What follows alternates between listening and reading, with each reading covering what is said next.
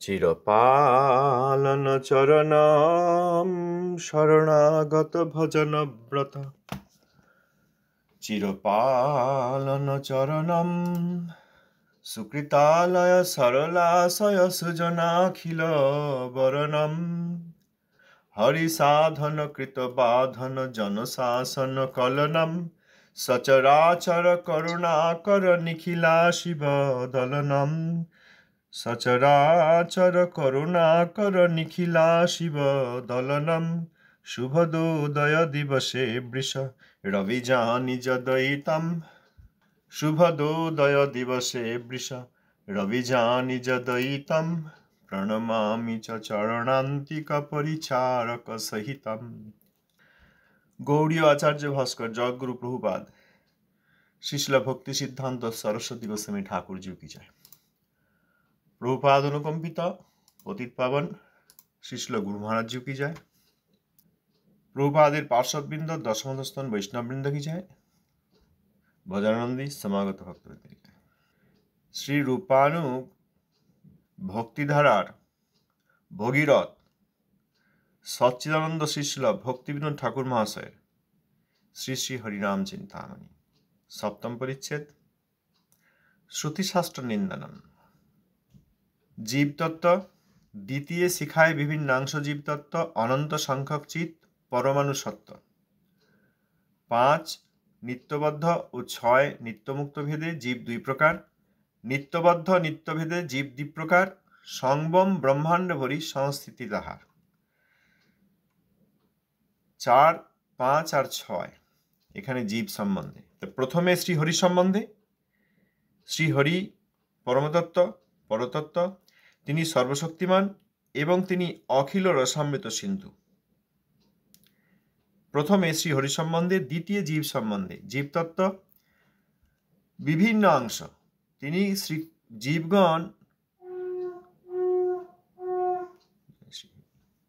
जीवगण श्रीकृष्णेर विभिन्न अंश चित परमाणु कण संख्याय अनंत जीवगण नित्य। আমরা যে গতকাল আলোচনা করলাম যে কারণোদকশায়ী বিষ্ণুর শরীর থেকে জীবগণ এসেছেন, তাহলে তো আবার জীবের জন্ম মেনে নেওয়া হচ্ছে। জীব ছিলেন না, জীবের আবির্ভাব হলো, কারণোদকশায়ী বিষ্ণুর শরীর থেকে জীবগণ এলেন। প্রকৃত বিষয় এই যে সেটাও ঠিক অচিন্ত ভেদাভেদ সিদ্ধান্তে, এটাও ঠিক।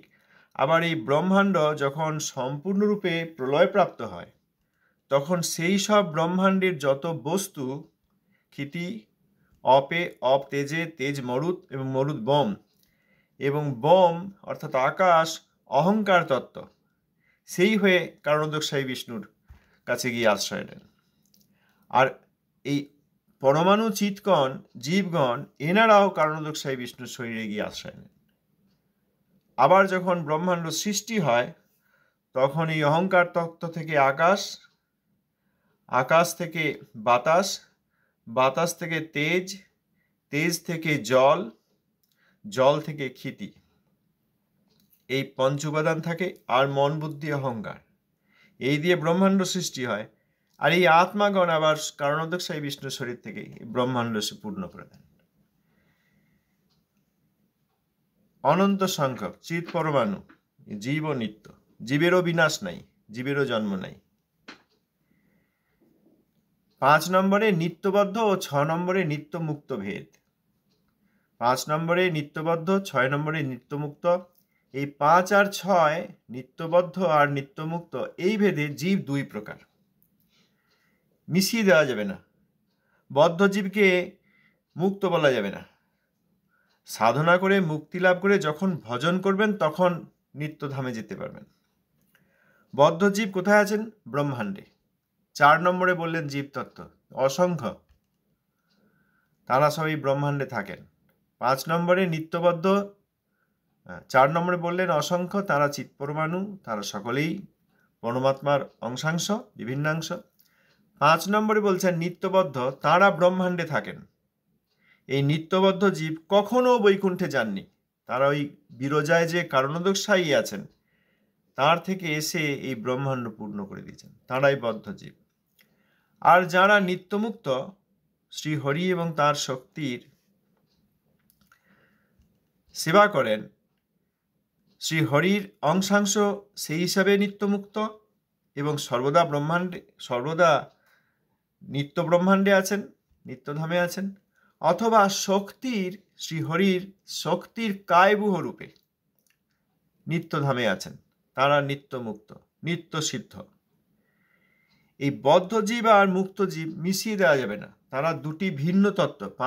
পঞ্চম তত্ত্ব নিত্যবদ্ধ আর ষষ্ঠ তত্ত্ব নিত্যমুক্ত, দুই প্রকার জীব, এদেরকে মিশিয়ে দেওয়া যাবে না। মিশিয়ে দিলে চিৎ জড় সমন্বয়বাদী হয়ে যাব আমরা, তাহলে প্রাকৃতের উপর অপ্রাকৃতের আরোপ হয়ে যাবে। কারণ বদ্ধ জীবের এখনো প্রাকৃত ধারণা আছে, বদ্ধ ধারণা আছে, সেখানে অপ্রাকৃত ধারণা আছে। ওই জন্য যদি কেউ বলেন আমি গোলক থেকে এসেছি বা গোলক থেকে পড়েছি, এইটাই দশমূলের বিরুদ্ধে যাচ্ছে। এইটি হচ্ছে অপসিদ্ধান্ত। যেখানে অপসিদ্ধান্ত সেইটি অপসম্প্রদায়। সৎসম্প্রদায় সুসিদ্ধান্ত আর অপসম্প্রদায় কুসিদ্ধান্ত, অপসিদ্ধান্ত। আমরা কেউ আমাদের পছন্দ মতো কাউকে সৎ সম্প্রদায় আর কাউকে অসৎ সম্প্রদায় বলে দিচ্ছি না।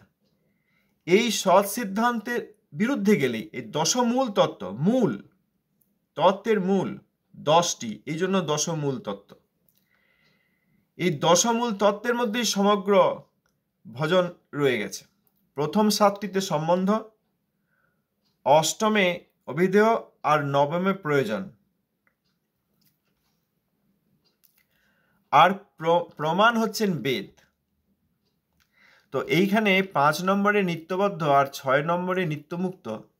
যদি বদ্ধ জীব যার এখনো প্রাকৃত ধারণা আছে, তাকে বলি গোলক থেকে, আমি যদি বদ্ধ জীব, আমি বলি আমি গোলক থেকে পড়েছি, অনুভব করি, তাহলে এই বদ্ধতা থাকাকালীন, প্রাকৃত ধারণা থাকাকালীন আমি যে অপ্রাকৃতের আরোপ করছি, এই জন্য চিৎ জড় সমন্বয়বাদী এবং অপসম্প্রদায় হয়ে যাব। অপসম্প্রদায় বলে আলাদা কোনো মন্দির, তার একটা অপসম্প্রদায়ের পতাকা উঠছে, শুধু তাই নয়, অপসম্প্রদায়টা এই জীবের হৃদয়ের মধ্যে। এই অপসিদ্ধান্ত আর অপসিদ্ধান্তগুলিকে মনে পুষে রেখে সেইগুলির যাজন করলে সেই সব জীব অপসম্প্রদায়ভুক্ত হন। তারা সুসিদ্ধান্তের পরিচয় পান না, তারা সৎ সম্প্রদায়ের অংশ নন। আবার নিত্যমুক্ত যারা, তাদেরকে যদি প্রাকৃত শরীর, তাদের বদ্ধতা ভাবনা করি, তাহলে অপ্রাকৃতে প্রাকৃতের আরোপ করা হয়ে যাবে। কারণ নিত্যমুক্ত, নিত্যসিদ্ধ তাঁরা সর্বদা বৈকুণ্ঠ ধামে থাকেন। আগে বদ্ধ ছিলেন, সাধন করে, সাধনায় সিদ্ধি লাভ করে, মুক্তি লাভ করে, ভজন করে, এখন সাধন সিদ্ধ হয়ে সাধনার দ্বারা, কিন্তু সিদ্ধ হয়ে, সাধন সিদ্ধ হয়ে তারা বৈকুণ্ঠে অবস্থান করছে। তাদের সঙ্গে আর নিত্যসিদ্ধের পার্থক্য নেই। আমরা গতকাল আলোচনা করেছি একটি প্রশ্নের মাধ্যমে, ঘটমান বর্তমান। অতএব যারাই সিদ্ধ, তারা নিত্যসিদ্ধ হন বা সাধন সিদ্ধ হন, তাদের উপর যদি প্রাকৃতের আরোপ করা হয়, তাহলে অপ্রাকৃতের উপর প্রাকৃত আরোপ করে আমরা অপরাধী হয়ে যাব। এও এক অপসম্প্রদায়। সুতরাং নিত্যবদ্ধ আর নিত্যমুক্ত 5 আর 6 দুটি তত্ত্ব, দশমূল তত্ত্ব, এটা মানতেই হবে। এটা মানলে তবে আমাদের সম্বন্ধ জ্ঞান হবে। এটা না মানলে আমাদের তত্ত্বজ্ঞানের অভাব, সুসিদ্ধান্তের অভাব, তখন আমাদের আর ভজন হবে না। সম্বন্ধ জ্ঞানের এই প্রথম দুটি হচ্ছে শ্রীহরির সম্বন্ধে, প্রথমে শ্রীহরির সম্বন্ধে আর দ্বিতীয় জীব সম্বন্ধে। নিত্যবদ্ধরা কোথায় আছেন? তারা এই মাইক ব্রহ্মাণ্ডে আছেন। আর নিত্যমুক্ত যারা, তারা কোথায় আছেন? তারা সংবম, পরব্রহ্ম অর্থাৎ বৈকুণ্ঠ ধামে আছেন। এই দুই মেশানো যাবে না। আমি বৈকুণ্ঠ থেকে এসেছি বলা যাবে না, কারণ আমি বদ্ধ জীব। আবার ভগবানের পার্ষদ বা ভগবানের ভক্ত সিদ্ধ মহাত্মা, তাঁদেরকেও এই ব্রহ্মাণ্ডের জীব বলা যাবে না, তারা বৈকুণ্ঠের নিত্য জীব। এরপর এই দুটি সম্বন্ধে ঠাকুরমশাই আরো বলছেন, বদ্ধ জীব মায়াভোজী, কৃষ্ণ বহির্মুখ, অনন্ত ব্রহ্মাণ্ডে ভোগ করে দুঃখ সুখ। বদ্ধজীব মায়াকে ভজনা করে এবং বদ্ধজীব কৃষ্ণ বহির্মুখ। কৃষ্ণ বহির্মুখকে আমরা কৃষ্ণ ভক্ত বলতে পারি না। কৃষ্ণ ভক্ত, কৃষ্ণ ভক্তি, কৃষ্ণ কনসাসনেস, যে ভাষাতেই বলুন, বহির্মুখ জীবকে, বদ্ধ জীবকে কখনো আমরা কৃষ্ণ ভক্ত বা কৃষ্ণ কনসাস বলতে পারি না। কৃষ্ণ বহির্মুখ জীব আমরা, আমাদের এখনো বদ্ধতা যায়নি। আমরা কখনো কখনো চেষ্টা করছি, চেষ্টা করতে গিয়ে সুসিদ্ধান্তের সংবাদ আমরা প্রায় পাচ্ছিই না। অতএব সৎ সম্প্রদায়ের মন্দিরে এসেছি মনে করেও আমরা ওই অসৎ সম্প্রদায়ের অধীন হয়ে থাকছি, এই জন্য আমরা অসৎ সম্প্রদায়ী হয়ে যাচ্ছি। অনন্ত ব্রহ্মাণ্ডে ভোগ করে দুঃখ সুখ। ঠাকুর মহাশয়ের এই অপ্রাকৃত পদ্ধতি সুন্দর। কৃষ্ণ বহির্মুখ আমরা সাধারণত সুখ দুঃখ বলি, এখানে বলছেন দুঃখ সুখ, কারণ মুখ আর সুখ খুব মিলে যাচ্ছে।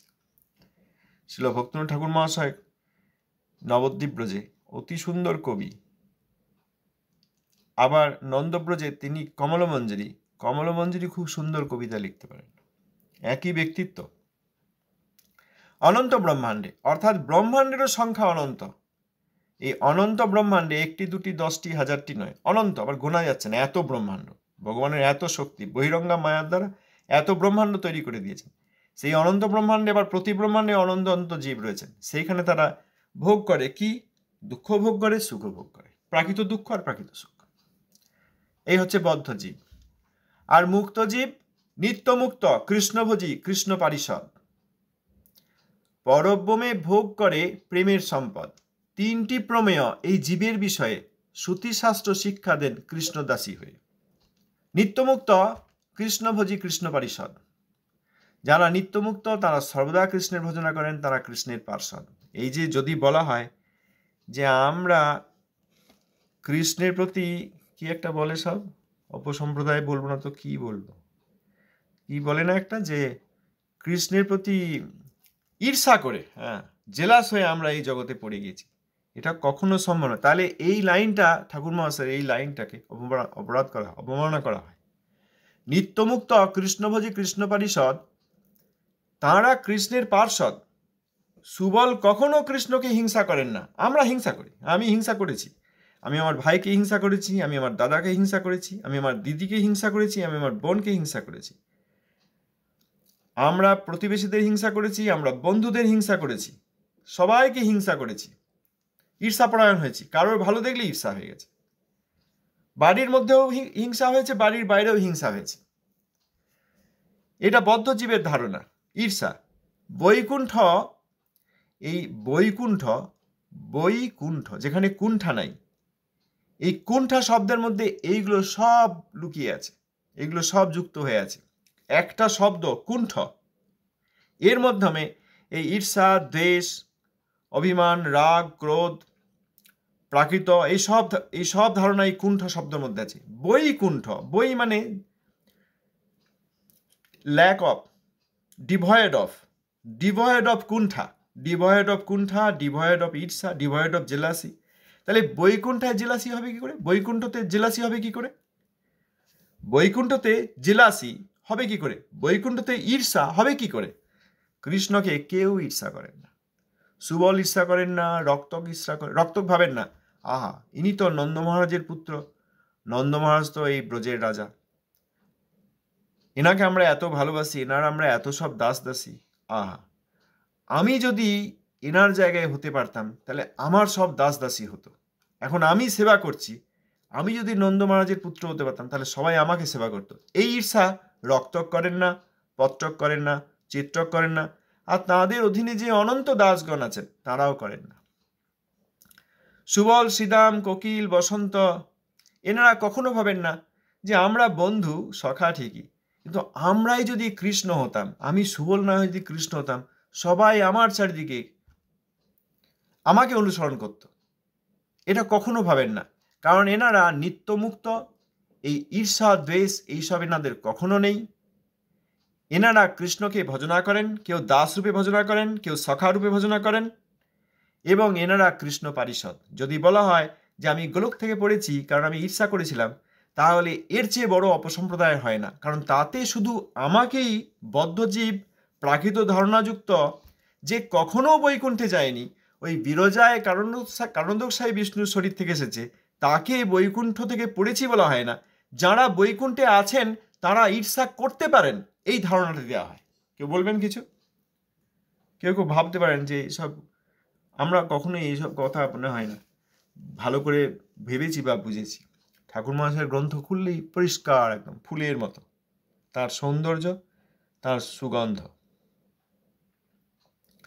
অতএব যেখানে কখনো শোনা যাবে যে আমরা গোলক থেকে পড়েছি বা আমরা কৃষ্ণকে ঈর্ষা করে বদ্ধ হয়ে পড়েছি, নইলে আমরা সব কৃষ্ণধামে ছিলাম, এইটি একটি অপসম্প্রদায়ের ধারণা। তাদেরকে অপসম্প্রদায় বলতে হবে। অপসম্প্রদায়কে যদি অপসম্প্রদায় না বলা হয়, তাহলে সৎ সম্প্রদায়কে অবমাননা করা হয়। এ কথা সব জায়গায় হচ্ছে না। বৈষ্ণবের অবমাননা করলে বৈষ্ণব অপরাধ হয়, আবার অবৈষ্ণবকে বৈষ্ণব করলে বৈষ্ণব অপরাধ হয়। আমরা পড়লাম না প্রথমেই সাধু নিন্দা, ওইখানে ওই দুটি ভাগ আছে।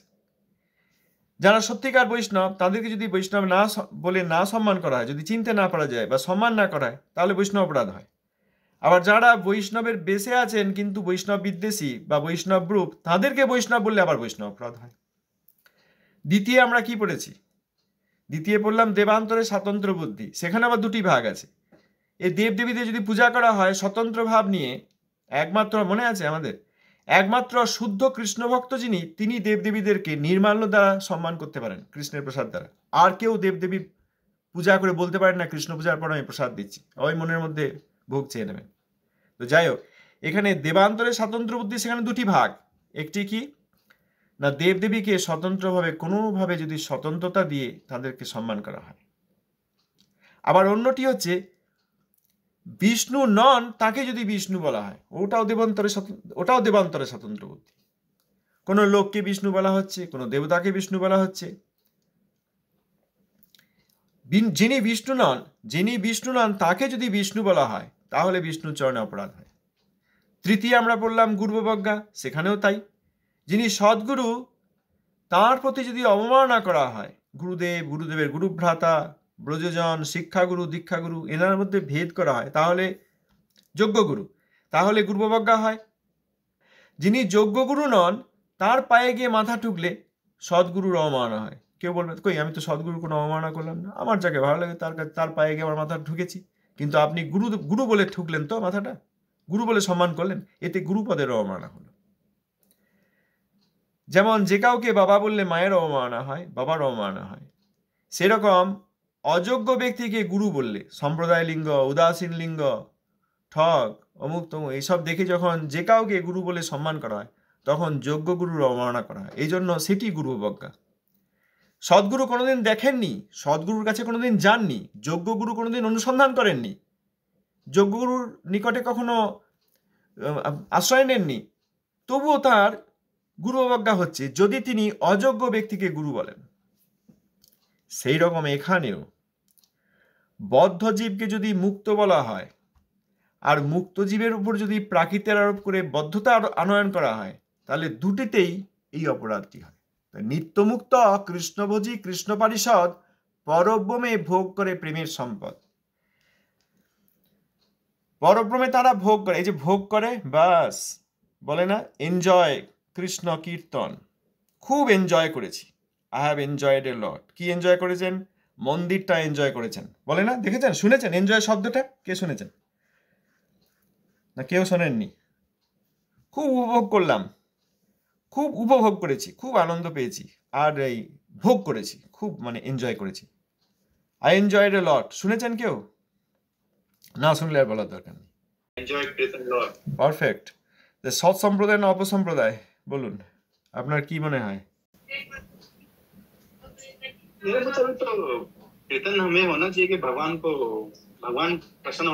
হ্যাঁ, আর আমরা এনজয় করবো না? প্রসাদ এনজয় করবো না? কীর্তনটা খুব ভালো লাগছে, গায়ের লোম খাড়া দিয়ে যাচ্ছে, আমার ভাব এসে যাচ্ছে, চোখে জল আসছে, এনজয় হচ্ছে না? ওটা বললে কি দোষ হচ্ছে? এই যে আমরা আনন্দ পাচ্ছি, এটা হচ্ছে নিজের মানে জড় আনন্দ। এটা কিন্তু অ্যাকচুয়াল ওই আত্মেন্দ্রিয় বা মানে ভগবানের প্রীতির জন্য যে আমাদের যে আনন্দটা, ভগবানকে আনন্দ দেওয়ার জন্য যে আনন্দটা, সেটা অনুভব হচ্ছে না। ভুল বললাম হয়তো? সুন্দর, না খুব ভালো বলেছেন আপনি, একবারে ভালো করে শিখি, ঠিক বলেছেন, খুব আনন্দ পেলাম শুনে। হ্যাঁ, তাহলে এটা জড়ানন্দ হচ্ছে। হ্যাঁ, জড়ানন্দ হচ্ছে। মাঠে ঘাটে প্রভুপাদের হ্যাঁ, প্রভুপাদের হরিকথা, শ্রী হরিকথামৃতে আছে, দেখতে পাবেন, মাঠে ঘাটে অনেকে তো রায়কানুর গান করে, কিন্তু তাদের অসুবিধা কোথায়? রায়কানুর গান, রাধাকৃষ্ণের গান করে, আবার এই গ্রামাঞ্চলে আমাদের বাড়ির পাশে ছিল, খুব সারা রাত 7 দিন ধরে সারা রাত কীর্তন হতো। ওই বিভিন্ন জায়গা থেকে দল আসতো, ময়না ডাল অমুক তমুক, খুব ভালো ভালো খোল বাজাতো, হ্যাঁ, তাল বলে বলে খোল বাজাতো। এইরকম আমাদের মতো নয় যে বাজিয়ে দিলাম শিখে গেছি, তাল বলে বলে খোল মৃদঙ্গ বাজাতেন। আর এই কীর্তনীয়ারা সব নেচে নেচে কেঁদে কেঁদে বুক ফেটে যেত, তাদের চোখের জল নাকের জল ভর্তি হয়ে যেত। আর যখন ওই নাচতো, ওই চোখের জল ছড়িয়ে গিয়ে পড়তো দর্শকদের গায়ে, আর বুক ফেটে যেত। প্রভুপাদ বলছেন তাদের অসুবিধা কোথায়? তাদের সম্বন্ধ জ্ঞান নেই, ওই রায়কানুর গান করলেই হবে না, ও একটা নিজের ভোগ। হ্যাঁ, তা প্রসাদ পাচ্ছি তাতেও নিজের ভোগ। প্রসাদ পেলাম, হোটেলে খাইনি, মাছ মাংস খাইনি, সেসব ত্যাগ করেছি, এরপরেও এনজয় বলা যাবে না? না, কি করে এটা এনজয় বলা যাবে? এ তো আমাদের মানে জিহার মানে প্রসাদের আনন্দ, এটা এও তো দেহাত্ম বুদ্ধি। হ্যাঁ, বাহ, অতি সুন্দর, অতি সুন্দর। তাহলে এই চাল ডাল খাওয়া হচ্ছে, যদি সত্যিকার মহাপ্রসাদ হয়ও আমরা চাল ডাল ভাত খাচ্ছি। আর যদি মহাপ্রসাদ না হয় তাহলে তার কথাই নেই। ভেজিটেরিয়ান হলেই মহাপ্রসাদ হবে না, তুলসী আর ফুল ফল চাপিয়ে দিলেই হবে না। আরেকজন কে বলছিলেন? হ্যাঁ জি, प्रसाद में बिरयानी मिलता है। बिरयानी मिलता है, वो शब्द ही आया है मुगल से, biryani all this have come from. তাহলে এমন নয় যে পেঁয়াজ দিই নাই আর মাছ মাংস নাই আর তুলসী দিয়েছি, একটু এই কি বলে ভালো পাতা টাতা দিয়েছি, বেশ ঠাকুরের ভোগ দিয়েছি, বড় মন্দির, মার্বেল পাথরের মন্দির, সেইখানে এইবার সেইটা এনজয় করছি। এই যেখানে বলছেন পরব্রমে ভোগ করে প্রেমের সম্পদ, যেখানে শোনা যাবে আই এনজয়েড এ লট, তারা কি করছেন এইখানে? তারা বলবেন কেন ঠাকুর মশাই লেখেননি ভোগ করে প্রেমের সম্পদ, তাহলে আমরা কেন ভোগ করবো না? আরে তারা নিত্যমুক্ত কৃষ্ণ পার্ষদ, কৃষ্ণকে ভজনা করেন, তাদের নিজের কোনো ইচ্ছা নাই, কোনো ইচ্ছা নাই, এবং তারা পরব্রমে প্রেমের সম্পদ ভোগ করেন। এই ডাল ভাত ভোগ, মৃতদেহের জিহ্বা দিয়ে ভোগ, মৃতদেহের কর্ণ দিয়ে ভোগ, কানে শুনতে শুনতে ঘুম এসে যাচ্ছে। এই কীর্তন শুনলে প্রাণ জুড়িয়ে যাবে। হ্যাঁ, জগতের শ্রেষ্ঠ কীর্তন শুনে নিন, এসব কিছু আসে, আমি তো সেগুলো ক্লিক করি না। দেখি কেউ সুন্দর সুন্দরী কেউ গাইছেন, ছবিতে দেওয়া রয়েছে, এইগুলো কি আর কীর্তন হবে? না, এগুলো কীর্তন হবে না। তাহলে এইগুলো শুনে আমরা বলতে পারি, ও প্রভুজি আপনার কীর্তন খুব এনজয় করেছি। যেখানে এনজয় কথাটি আছে সেইটি অপসম্প্রদায়। প্রভুপাদের কোনো কথাই নেই যে ভক্তগণ আপনারা এনজয় করুন। আছে প্রভুপাদের এত পত্র উপদেশ, হ্যাঁ, পত্রাবলী, উপদেশামৃত, হরিকথামৃত, বক্তৃতাবলী, সরস্বতী সংলাপ, প্রভুপাদের সম্বন্ধে গ্রন্থ, প্রভুপাদ ছিল সরস্বতী ঠাকুর, এসব যে গ্রন্থ রয়েছে, সেখানে কোথাও প্রভুপাদ বলেছেন ভক্তগণ এখানে এসেছেন আপনারা খুব এনজয় করুন, বা আমরা গেছিলাম খুব এনজয় করেছি, আমি সেখানে প্রচারে গেছিলাম, হ্যাঁ আমি সেখানে প্রচারে গেছিলাম, খুব এনজয় করেছেন সবাই, আমিও খুব এনজয়। এনজয় শব্দটাই নেই, এনজয়টা প্রাকৃত শব্দ। তিনি তো নিত্যমুক্ত, তিনি তো প্রেমের সম্পদ ভোগ করেন, কিন্তু যেহেতু আমাদের মতো বদ্ধজীবকে শিক্ষা দিচ্ছেন, তিনি ওই ভোগ কথাটাই আনেননি, কারণ ভোগ বললেই আমরা আমাদের ভোগ বুঝে নেব। অতএব অপসম্প্রদায় কি করে চিনব? যেখানে এনজয় শব্দটা আছে সেখানে অপসিদ্ধান্ত রয়েছে, আর অপসিদ্ধান্ত থাকলেই তাকে অপসম্প্রদায় বলা হয়। কত বড় মন্দির, কত কাঠা বা কত হেক্টর জমির ওপর মন্দির, কত উঁচু মন্দির, চাঁদ পর্যন্ত ঠেকে গেছে যার পতাকা, কাদার মন্দির না ইটের মন্দির না মার্বেল পাথরের মন্দির না সোনার মন্দির, সেখানে শ্রীবিগ্রহ না প্রাকৃত বস্তুকে আমরা সে নিয়ে একদিন আলোচনা করতে হবে। অনেকের ধারণা আছে, ভুল ধারণা আছে, শ্রীবিগ্রহ না প্রাকৃত বস্তুকে আমরা বিষ্ণু জ্ঞান করছি। এইসব চিন্তা করে দেখতে হবে যে এইগুলি এই সম্প্রদায় অপসম্প্রদায়ের প্রশ্নের উত্তর দিয়ে দেবে। আমাদেরকেই বুঝতে হবে, আমরা বলতে পারবো না এই যে ওই মন্দির যাবেন না, এই মন্দির বলার দরকার নেই। আমরা এখানে পড়ছি এই জন্যে যাতে আমরা নিজেরাই বুঝতে পারি, ঠাকুর মহাশয়ের, প্রভুপাদের, বাবাজি মহারাজের কৃপায় আমরা নিজেরাই বুঝতে পারি যে এই কথা ঠাকুর মহাশয় বলছেন এটা তো ঠিক নয়। পরব্রমে ভোগ করে প্রেমের সম্পদ, এই ভোগ কথাটি প্রাকৃত জগতে বলাই যাবে না, মুখে নেওয়াই যাবে না। ভোগ দেওয়া হয়, ভোগ কথাটা এক জায়গায় আসে। ঠাকুরের ভোগ দিয়েছেন বলে না? আমরা কখনো বলি আপনি প্রসাদ ভোগ করেছেন? আচ্ছা, কৃষ্ণের তো ভোগ হলো মন্দিরে, হে ভক্তগণ আপনারা কি ভোগ করেছেন? কোনদিন শুনেছেন? কিন্তু অপসম্প্রদায়ের কাছে গিয়ে দেখবেন আমরা খুব এনজয় করেছি, দারুণ প্রসাদ হয়েছে, খুব এনজয় করেছি, উৎসব খুব এনজয় করেছি, কীর্তন এনজয় করেছি, নৃত্য এনজয় করেছি, আর কি সুন্দর পোশাক পরিয়েছেন, ভগবানের রূপ খুব এনজয় করেছি।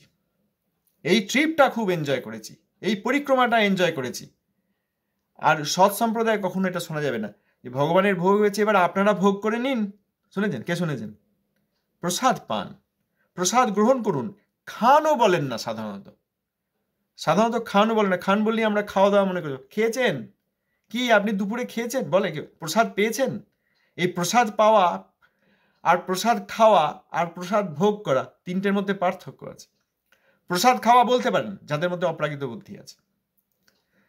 ঠাকুর মশাই বলেছেন, যোগে যোগী পায় যাহা, ভোগে আজ হবে তাহা, হরি বলি খাও সবে ভাই।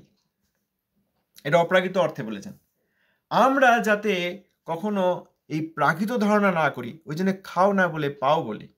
ঠাকুর মশাই খাও বলেছেন কেন? অপ্রাকৃত। যার অপ্রাকৃত ধারণা আছে তিনি বলতে, হ্যাঁ ভগবান তুমি যা পেয়েছো, ভোগ করেছো, সেই ভোগের পর যে অবশিষ্ট রেখেছো সেইটা আমি আত্মা খেলাম, বলা যায়।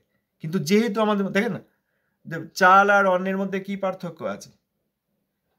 চাল আর অন্নের মধ্যে, চাল আর অন্নে কি, ভাত আর এই কথাটা বললেই বোঝা যাবে, ভাত আর অন্নের মধ্যে কি পার্থক্য আছে বলুন, কে বলবেন?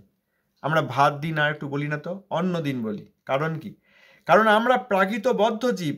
ভাত দিন বললেই আমাদের বাড়ির বা আমাদের ভক্তি ধর্মে আসার চেষ্টা যে করছি তার আগে যে খাবারগুলো খেয়েছি ভাত ডাল, সেগুলো মনে পড়ে যাবে। ওই জন্য ভাত বলি না, অন্ন বলি। এই যে ভাত নয়, অন্ন বলে না? কিন্তু বৃন্দাবনে তো আছে ভাত রৌলি, আছে না? বৃন্দাবনে ভাত রৌলি আছে, তা সেখানে অন্ন রৌলি নাম দেননি না, অপ্রাকৃত শব্দে ভাত রৌলি বলা যায়। আমরা প্রাকৃত বদ্ধ জীব, আমাদেরকে ভাত বলি আমরা। এই ও তো আমাদের শাশুড়ি রান্না করেছে, মা রান্না করেছে, বোন রান্না করেছে, স্ত্রী রান্না করেছে, স্বামী রান্না করেছে, ভাত খেয়েছি, সেই ধারণা এসে যাবে। ওই জন্য অন্ন বলা হয়েছে। বই আর গ্রন্থে কি পার্থক্য? বই আমরা ওই স্কুলে বই পড়েছি, ইতিহাস বই পড়েছি, ভূগোল বই পড়েছি। না না না, বই নয়, এটি গ্রন্থ, এটি প্রভুপাদের উপদেশামৃত। একে বই বলবেন না, কারণ বই বললে আপনার সেই ছোটবেলার ইতিহাস ভূগোলের বইয়ের কথা মনে পড়ে যাবে। এই জন্য গ্রন্থ বলা হয়েছে, শুদ্ধ ভাষায় বলা হয়েছে, কারণ এটি অপ্রাকৃত বস্তু। যার প্রাকৃত ধারণা নেই, অপ্রাকৃত ধারণা এসে গেছে, তিনি বলতে পারেন প্রভুপাদের উপদেশামৃত এই বইখানার মতো এত বড় বই আর হয় না, কারণ তিনি আর ওই ইতিহাস ভূগোলের কথা, প্রাথমিক উচ্চ বিদ্যালয়ে এই সব স্কুলের পড়া বইয়ের কথা বলছেন না, তার মধ্যে অপ্রাকৃত ধারণা আছে। কিন্তু প্রাকৃত জগতে বদ্ধজীবের সঙ্গে কথা বলতে গেলে যাতে সেইগুলো না আসে, সেই জন্য আমরা সাবধান হই, সর্বদাই গ্রন্থ বলি। গ্রন্থ, অন্ন, আমান্য হচ্ছে না? তাহলে ভাত রৌলো যদি বৃন্দাবনে থাকতে পারে, আমরা ভাত বলি না কেন? কারণ আমাদের মধ্যে প্রাকৃত ধারণা আছে। তাহলে এই পরব্রহ্মে ভোগ করে প্রেমের সম্পদ, এইটি দেখিয়ে যেন কেউ বলতে না আসেন অপসম্প্রদায়ের লোকেরা, ঠাকুর মশাই ভোগ বলেছেন দোষ নেই, আমরা এনজয় বলে দোষ হয়ে যাচ্ছে, আমরা অপসম্প্রদায়, মারতে চলে আসবে আমাকে। কিন্তু বোঝার দরকার আছে, ভুল বললাম? এই দিয়ে সম্প্রদায় অপসম্প্রদায় ভেদ করা যাবে, আর কিছু বেশি দেখার দরকার নেই। ভিতরে গিয়ে সব রিসার্চ করার, সূক্ষ্ম রিসার্চ করার প্রয়োজন নেই, স্থূলভাবেই শোনা যাচ্ছে। তাদেরকে বুঝিয়ে বলতে হবে যে আপনারা এনজয় করতে পারেন না। এনজয় শব্দটা বাদ দিন। আমাদের শ্রীধর গোস্বামী মহারাজ বলেছেন যে ডোন্ট টেক দ্যাট ওয়ার্ড। না, আমাদের আচার্য বলেছেন, গুরুবর্গ তবুও নাম নেওয়া যাচ্ছে না, লোকে মনে করবে অপরাধ করছি। আমাদের আচার্য এনজয় বলেছেন। শ্রীধর গোস্বামী বলছেন না, আপনি এনজয় শব্দটা ব্যবহার করবেন না। এনজয় মানে ইন্দ্রিয়দের ভোগ, এই আমাদের ধারণা। আর এই নিত্যমুক্ত জীব যারা কৃষ্ণ ভজনা করেন, কৃষ্ণ পার্ষদ, তাঁরা পরব্রহ্মে প্রেমের সম্পদ ভোগ করেন। কৃষ্ণের আনন্দে তাঁদের আনন্দ, সেইটি তাঁদের ভোগ। আর আমাদের ইন্দ্রিয়ের আনন্দে মনের আনন্দ, এইটি আমাদের ভোগ। এই দুটি ভোগ কিছুতেই মেশানো যাবে না। বদ্ধজীব ভোগ শব্দ ব্যবহার করতে পারে না। যখন মুক্ত হবেন তখন তিনি বলবেন। তিনটি প্রমেয় এই জীবের বিষয়ে শ্রুতি শাস্ত্র শিক্ষা দেন কৃষ্ণদাসী হয়ে। কে কৃষ্ণদাসী? শ্রুতি। এই লাইনটা ব্যাখ্যা করতে হলে একটা দিন লাগবে, ঘন্টা 8-10 সময় লাগবে। কেউ জিজ্ঞেস করেন, আচ্ছা মহামন্ত্র কি বেদে আছে? হ্যাঁ, মহামন্ত্র কোথায় কোথায় আছেন? আমাদের একটি গ্রন্থ আছে, এখানে সব পাওয়া যায়। মহামন্ত্র শ্রী শ্রী সরস্বতী সংলাপে প্রভুপাদ বলেছেন। গৌর মন্ত্রের নিত্যত্ব আমার গুরু মহারাজ প্রভুপাদ ছিল সরস্বতী ঠাকুর গ্রন্থে লিখেছেন।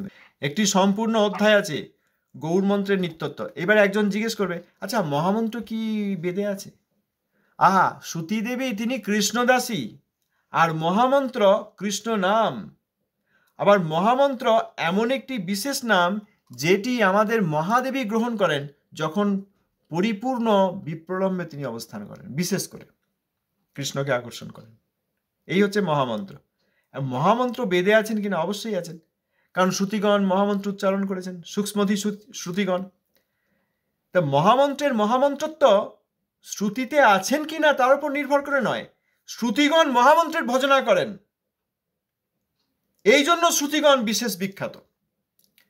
যে শ্রুতিগণ মহামন্ত্রের পরিচয় পাননি তারাও শ্রুতি, কিন্তু তারা সূক্ষ্মধি শ্রুতি নন, তারা বুদ্ধিমতী শ্রুতি নন।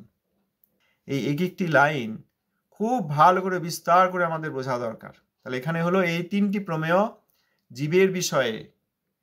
তাহলে জীবগণ কৃষ্ণের বিভিন্ন অংশ, চিৎ পরমাণু, নিত্যবদ্ধ আর নিত্যমুক্ত, এই ভেদে জীব দুই প্রকার। এই তিনটি বিষয় নিয়ে হচ্ছে জীব তত্ত্ব। এরপরে আসবে অচিন্ত ভেদাভেদ সম্বন্ধ, আর এই সবগুলি মিলে আবার সম্বন্ধ তত্ত্ব। অচিন্ত ভেদাভেদ সম্বন্ধ অর্থাৎ সেখানে কৃষ্ণ নিত্য প্রভু আর জীব নিত্য দাস, আর জীবের নিত্য কর্মই হচ্ছে কৃষ্ণ সেবা। এইটি হচ্ছে সম্বন্ধ তত্ত্ব। আমরা বলি না যে তত্ত্বজ্ঞান সম্বন্ধ অবিধেয় প্রয়োজন, এই তত্ত্বজ্ঞান আবার সম্বন্ধের অন্তর্গত। এই জন্য দশমূল তত্ত্বে প্রথম তিনটিতে শ্রীহরি সম্বন্ধে, পরবর্তী তিনটিতে জীব সম্বন্ধে তত্ত্বজ্ঞান হলো হরিতত্ত্ব আর জীবতত্ত্ব, আর সপ্তমে অচিন্ত ভেদাভেদ সম্বন্ধ। যদিও সপ্তমটি সম্বন্ধের কথা বলছেন, কিন্তু কার সঙ্গে কার সম্বন্ধ, এই জন্য শ্রীহরি এবং জীব সম্বন্ধে জানা দরকার। এই জন্য সেইগুলি হরিতত্ত্ব এবং জীবতত্ত্ব, সেইগুলি আবার সম্বন্ধ তত্ত্বেরই অন্তর্গত। এই জন্য প্রথম সাতটি, দশমূলের প্রথম সাতটি সম্বন্ধ তত্ত্ব, অষ্টমটি হচ্ছে অভিধেয়, আর নবমটি হচ্ছে প্রয়োজন। আচ্ছা, আজ এই পর্যন্ত থাক। ধন্যবাদ, প্রণাম। জয় নিতাই। আবার আগামীকাল দেখা হবে। জয় প্রভুপাদ।